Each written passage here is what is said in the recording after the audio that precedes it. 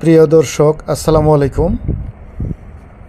রাজধানী ঢাকাবাসীর জন্য উন্মুক্তভাবে চলাফেরা এবং প্রাকৃতিক সৌন্দর্য উপভোগ করার একটি স্থান হলো সাভারের নবীনগরে অবস্থিত জাতীয় স্মৃতিসৌধ প্রাঙ্গণ। সুপ্রিয় দর্শক শ্রোতা, উন্মুক্ত স্থানে এবং প্রাকৃতিক সৌন্দর্য উপভোগ করার মন কার না চায়।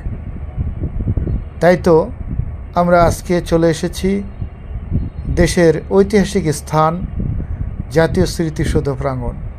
এটি রাজধানী ঢাকা শহর থেকে 25 কিলোমিটার উত্তর পশ্চিমে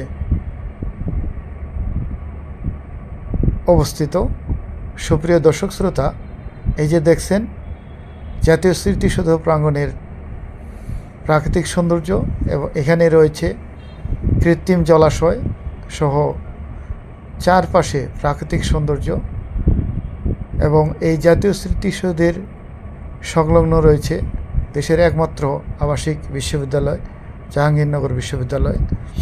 সুপ্রিয় দর্শক শ্রোতা, আপনারা এই স্থানটিতে ঘোরাফেরার জন্য আসতে পারেন। এই যে দেখেন আপনারা কত মানুষজন আজকে এখানে এসেছেন। এই পরন্ত বিকেলে তারা প্রাকৃতিক সৌন্দর্য উপভোগ করছেন।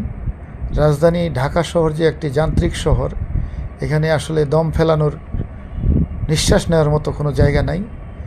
তার মধ্যে অন্যতম একটি বৃহৎ একটি উন্মুক্ত স্থান, প্রাকৃতিক সৌন্দর্যে ভরপুর, সেটি হলো সাভারের নবীনগরে অবস্থিত জাতীয় স্মৃতিসৌধ প্রাঙ্গণ।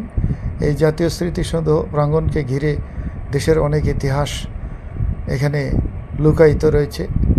আমাদের 30 লক্ষ শহীদদের রক্তের স্পন্দন এখানে লুকায়িত রয়েছে। এখানে রয়েছে জাতীয় স্মৃতিসৌধ, এবং এই জাতীয় স্মৃতিসৌধের আশেপাশে রয়েছে কৃত্রিম জলাশয়, প্রাকৃতিক সৌন্দর্যে ভরপুর ফাঁকা মাঠ, রয়েছে 2টি হেলিপ্যাড এবং বিভিন্ন ধরনের বিরল প্রজাতির উদ্ভিদ। আপনারা দেখছেন এই ফাঁকা জায়গাগুলোতে আপনারা আসবেন এবং এই প্রাকৃতিক সৌন্দর্য উপভোগ করবেন। আশা করি কিছুটা হলেও এখানে আপনারা স্বাচ্ছন্দ্য ভোগ করবেন।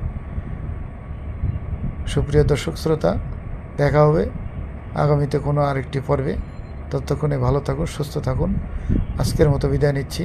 আমি মোহাম্মদ খাদেমুল ইসলাম, পরিচালক ইউটিউব চ্যানেল গ্রিন নেচার 1971 এর পক্ষ থেকে। ধন্যবাদ, ভালো থাকুন, সুস্থ থাকুন। আসসালামু আলাইকুম ওয়া রাহমাতুল্লাহি ওয়া বারাকাতুহু।